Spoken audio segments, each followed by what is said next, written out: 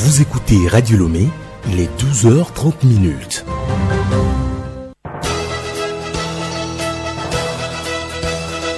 Le journal Hélène Assabi. Auditeurs, bonjour, merci de nous suivre dans ce journal que je présente avec Léontine Atogima. Léontine, bonjour. Bonjour Hélène Assabi. Au sommaire, le nouvel évêque d'Atakpamé nommé le 26 octobre dernier sera ordonné demain à la cathédrale d'Atakpamé. L'homme est à découvrir dans ce journal. Augmentation du SMIC au Togo.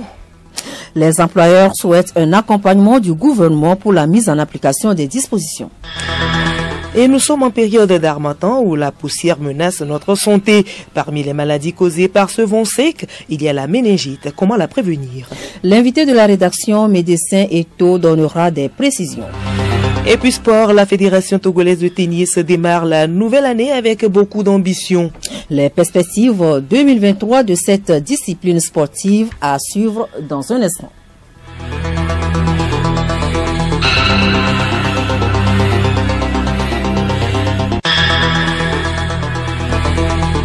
radiolomé.tg. Mesdames et messieurs, une fois encore, bonjour. Ordination épiscopale demain à Atakpamé, Monseigneur Moïse Messantouo sera le nouvel évêque et sera donc ordonné nouvel évêque pour le compte du diocèse d'Atakpamé, le 5e pour ce diocèse. Léontine Atogima. Que savons-nous de son parcours dans la vie consacrée? Pacoum Johnson nous en parle. Monseigneur Moïse Touro est né le 31 décembre 1963 à Tomébé, dans le diocèse d'Atakpamé. Il a étudié au grand séminaire de Saint-Gall à Ouida, au Bénin, puis au séminaire de Crémone en Italie, où il a été ordonné prêtre le 27 juin 1992 pour le compte du diocèse d'Atakpamé. Après son ordination, il a occupé successivement les fonctions de vicaire paroissial à Blita de 1993 à 1994, curé de Péplémé de 1994 à 1995, puis secrétaire particulier de l'administrateur apostolique d'Atakpamé de 1995 à 1998. Il obtient une licence en théologie spirituelle à l'université pontificale salésienne de Rome de 1998 à 2000. À son retour au Togo, il assure les charges suivantes: responsable du centre de spiritualité d'Agbandi, puis curé de Saint-Augustin à Agadi de 2006 à 2017. Depuis 2017, il était curé de la paroisse Saint-François-Xavier à Badou, membre du conseil presbytérial et vicaire forain. Monseigneur Touro sera le 5e ordinaire du diocèse d'Atakpamé, érigé depuis le 29 septembre 1964. Quel est le territoire que va administrer ce nouvel évêque? Hélène, c'est bien sûr le diocèse d'Atakpamé. Nous retrouvons Pacoum Johnson pour la présentation de ce diocèse. Le diocèse d'Atakpamé est une église particulière de l'église catholique au Togo, dont le siège est à Atakpamé, dans la cathédrale Notre-Dame de la Trinité. Il est créé le 29 septembre 1964, affilié donc à l'archidiocèse de Lomé. Avec une superficie totale de 8534 km², il comprend les préfectures d'Ougou, d'Amou, de Wawa et d'Est-Mono dans la région des Plateaux et de Blita dans la région centrale. La population catholique est de 3000 sur un total d'environ 8000. Il regroupe en tout 30 paroisses avec 64 prêtres, 7 religieux, 98 religieuses. Son lieu de pèlerinage se trouve à Ayomé. Le diocèse a connu depuis sa création 4 évêques qui se sont succédés sous le siège épiscopal, notamment Monseigneur Bena Ogukui Atakpa, Monseigneur Philippe Fanouko Podro, Monseigneur Julien Maoulé Couteau, Monseigneur Nicodème Badiga Bénissant. Et dans ce territoire administré par Monseigneur Touro, il y a des sociétés privées concernées par le SMIC. La joie de gros salaires pour les employés et inquiétude pour des patrons d'entreprise pour arriver à verser effectivement les 52 500 francs CFA est au centre des débats. Pour mieux situer l'opinion, Léontine Atogima, vous êtes donc allé aux informations et vous avez recueilli les analyses de 2 experts. Tout à fait, Hélène. L'impact est positif pour les employés qui verront leur salaire augmenter. Les entreprises peuvent-elles se réjouir de cette revalorisation du SMIC? Suivons tout d'abord l'analyse de Adam Abdou Fattah, expert en monnaie, banque et finances internationales. Dire que le SMIC est une bonne chose ou une mauvaise chose, ça dépend de comment l'économie fonctionne et comment le gouvernement accompagne cette politique. Tout dépend des mécanismes d'accompagnement. Qu'est-ce que l'État est prêt à faire pour soutenir les entreprises? En période de récession où elles n'arrivent pas à vendre, peut-être l'État peut agir côté impôts et autres. Donc ça dépend des mesures d'accompagnement. Magloire Tchevi, gestionnaire financier, pour sa part, invite à des discussions entre employeurs et employés pour la mise en application du nouveau SMIC. Est-ce que toutes les entreprises sont en mesure de changer le salaire de tous les employés? Je dirais non. Mais s'il y a vraiment la bonne volonté, ça pouvait augmenter de façon progressive. Nous allons demander aux travailleurs de cette catégorie de prendre un peu de patience, d'aller à la table de discussion s'il y a des réclamations à faire, de négocier auprès de leur employeur pour qu'on puisse sentir une petite amélioration tout de suite. Et si c'est un peu qui tombe de jour au jour, à force de travailler que l'entreprise va grandir, vous aurez à augmenter. Mais ceux qui ont la possibilité, pourquoi pas tout de suite le mettre en effectivité. Tout compte fait, employeurs et employés ont intérêt à exécuter la nouvelle mesure dans les brefs délais. Et l'application du SMIC sera contrôlée sur le terrain. C'est ce que le gouvernement fera dans les prochains jours. Charlotte. La confiance n'excluant pas le contrôle, le ministre Gilbert Bawara a annoncé des descentes inopinées dans les entreprises pour s'assurer de l'application effective de cette mesure. Selon l'arrêté portant sa signature en date du 31 décembre 2022, le salaire minimum interprofessionnel garanti SMIG et le salaire minimum agricole garanti SMAG sont fixés à 302,89 francs CFA l'heure, soit 52 500 francs CFA par mois au Togo. Tout employeur devrait respecter à la lettre cette mesure. Une décision qui vient revaloriser les salaires face à la cherté de la vie qui n'épargne aucun secteur d'activité. Le 31 décembre dernier, les responsables des 7 centrales syndicales, le Conseil national du patronat du Togo, la JET, et la Chambre de commerce et d'industrie du Togo, CCI Togo, avaient fait une proposition allant dans ce sens que le gouvernement a entériné. Et cette décision a été entérinée en plein Ramadan, une période qui expose les populations à plusieurs maladies respiratoires, allergiques et infectieuses, notamment la méningite qui sévit le plus souvent dans la partie septentrionale.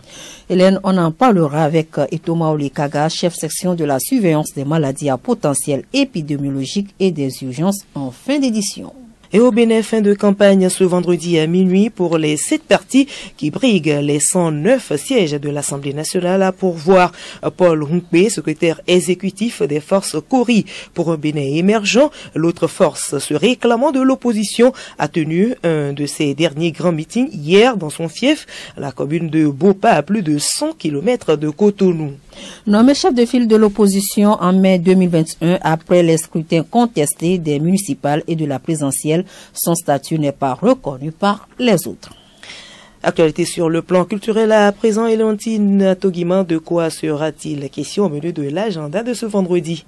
Oui, Hélène Geneviève Cognon nous parle du marché des arts et du spectacle de Kémérida 2023, du vernissage, du concert dédicace, de la 6e édition de la semaine culturelle béninoise et du café littéraire du livre du mois Malfaisance. Le livre du mois de janvier Malfaisance de l'écrivaine togolaise Thérèse Karoué Achal fait l'objet d'un café littéraire qui a lieu le 12 janvier prochain au Goethe Institut à Lomé. Ce sera à partir de 18h30. Autre sujet, la 6e édition de la semaine culturelle béninoise, c'est du 28 mars au 3 avril prochain à Cotonou. Le thème de cette rencontre est conservation et valorisation du patrimoine culturel. Parlons de la musique à présent. Eridi Communication organise de concerts dédicaces du couple Eric et Élise Erukura qui présentent au public leur deuxième album This Is My Blessing le 8 janvier prochain à 13h. Artistes invités, le couple John et Gifty, Elias Aimé, Bita Tila et plusieurs d'autres artistes. De la musique allant aux œuvres d'art, l'artiste plasticien togolais Date Kodjo Amusu expose du 27 janvier au 13 février prochain ses œuvres à la Galerie nationale d'art à Dakar au Sénégal. Bessa ou Incantation en français est le nom de ce vernissage. Date Kodjo Amouzou aura à ses côtés la curatrice Nafira Khan. Et puis, à l'occasion de la 3e édition du marché des arts et des spectacles de Kémérida Masque Togo, l'association culturelle et artistique Les Zéniths Toiles d'Afrique Togo lance un appel à candidature accessible au monde culturel de tous les pays d'Afrique. Cet appel à candidature est ouvert jusqu'au 31 mars 2023. Sport Tennis peut poursuivre plusieurs tournois, notamment des circuits sont au programme de l'année 2023 de cette fédération. Albert Lamboni, secrétaire général de l'Association togolaise de tennis, détaille l'agenda des 12 mois. Nous commençons cette année nouvelle avec déjà l'organisation d'une compétition internationale que nous avons toujours l'habitude d'organiser au niveau de la Fédération internationale de tennis. Il s'agit des éliminations des championnats d'Afrique des U14 et U16 se déroulant au siège de la Fédération probaté du 7 au 15 janvier 2022. Surtout après ce championnat, nous avons d'autres compétitions en cours. Il y aura la formation, le recyclage des arbitres et éventuellement une compétition pour les jeunes courant mars, surtout qui sera aussi octroyée par, si tout va bien, au niveau de la Confédération africaine de tennis. Donc les perspectives de cette année, pour les résumer, c'est la compétition, les formations et la participation aux compétitions pour nos jeunes. Et évidemment encore la participation possible à la Coupe Davis 2023. À l'instant, Albert Lamboni, secrétaire général de la Fédération togolaise de tennis, qui présentait l'agenda des 12 mois. Et nous vous l'annoncions tantôt, la période d'harmattan expose les populations à plusieurs maladies respiratoires, allergiques et infectieuses, notamment la méningite qui sévit le plus souvent dans la partie septentrionale. Le dossier santé de cette édition donne des conseils de prévention. L'invité est Thomas Olikaga, chef section de la surveillance des maladies à potentiel épidémiologique et des urgences. Nous en parle, il est au micro de Alice Berthe Barandao. Docteur Eto Maoulikaga, merci beaucoup d'être venu. Nous sommes en période d'harmattan et le vent sec transporte beaucoup de maladies, parmi lesquelles la méningite. Qu'est-ce que la méningite? La méningite, c'est une maladie infectieuse qui attaque l'enveloppe qui entoure le cerveau et la moelle épinière, que nous appelons les méninges. Donc, par rapport à cette maladie, elle peut être bactérienne, virale, parasitaire ou mycosique. Donc, par rapport à ces différentes attaques, les traitements diffèrent. Donc, le diagnostic pour s'assurer que c'est tel microbe qui a attaqué notre méninge est important pour lutter contre cette maladie. C'est ça. On va comprendre que si on a la méningite, il ne faut pas qu'on ait peur qu'il y ait un traitement. La méningite se traite. L'essentiel est que le diagnostic soit fait tôt pour qu'on puisse réagir à temps. Et si nous faisons ça, normalement, on ne doit pas décéder de la méningite. En dehors du traitement, est-ce qu'on peut prévenir la méningite? Oui, on peut prévenir la méningite d'abord par les moyens de bord. La contamination est aérienne par les gouttelettes, les toux, les éternuements. Donc, c'est pour cela qu'il faut mettre la barrière. La barrière, c'est ce que nous avons l'habitude de faire contre le corona. À savoir, mettre les bavettes, les cache-nez, se laver régulièrement les mains parce que l'acte main, nez ou bouche, c'est très rapide. Bon, lorsque la main est propre, ça veut dire qu'on ne va pas contaminer le nez ou la bouche pour qu'on puisse donner l'opportunité à ces virus ou bien à ces bactéries de pouvoir aller attaquer les méninges. Donc, il faut continuer de respecter les mesures barrières éditées par le gouvernement. L'héritage que nous laisse Covid, donc ça veut dire que nous pouvons l'appliquer pour toutes les maladies qui ont les mêmes modes de contamination. Mais disons, la deuxième prévention, c'est la vaccination. Il faut se prévenir en se vaccinant contre la méningite. C'est ça. Avant de faire la vaccination, est-ce qu'on doit se dépister d'abord pour voir si on a méningite ou quelles sont réellement les dispositions à prendre avant cette vaccination? Nous n'allons pas nous dépister. Ce n'est pas le protocole de prévention lié à la vaccination. Ce que nous avons l'habitude de faire, c'est que en période de cette période d'harmattan qui favorise la contamination liée à la maladie, on demande à la population de se faire vacciner avant l'arrivée de cette période. Maintenant, pour ceux qui ne sont pas encore contaminés, lorsque nous avons une épidémie de méningite, la population qui ne manifeste pas encore la maladie sont tous vaccinés, sans dépistage. C'est ça. Alors, il y en a qui voudront aller faire la vaccination. Quelles sont les dispositions à prendre?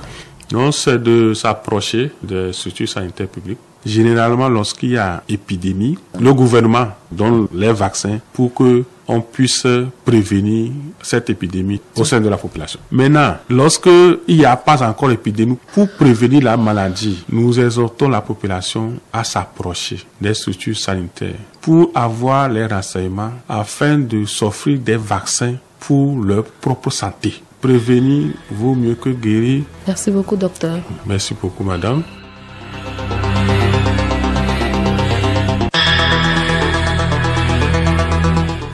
Voilà, ce journal se referme ainsi. Merci à vous de l'avoir suivi.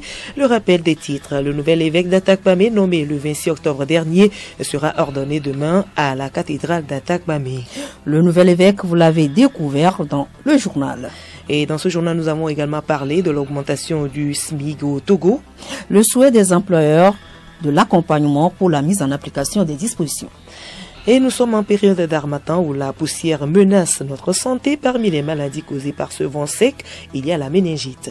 L'invité de la rédaction, le médecin Eto Maoli Kaga, a donné des précisions sur la lutte contre la méningite. Et puis, sport, la Fédération togolaise de tennis démarre la nouvelle année avec beaucoup d'ambition. Il était dans ce journal également. Les auditeurs ont suivi les perspectives 2023 de cette discipline sportive avec le secrétaire général de la Fédération togolaise de tennis, Albert Lamboul.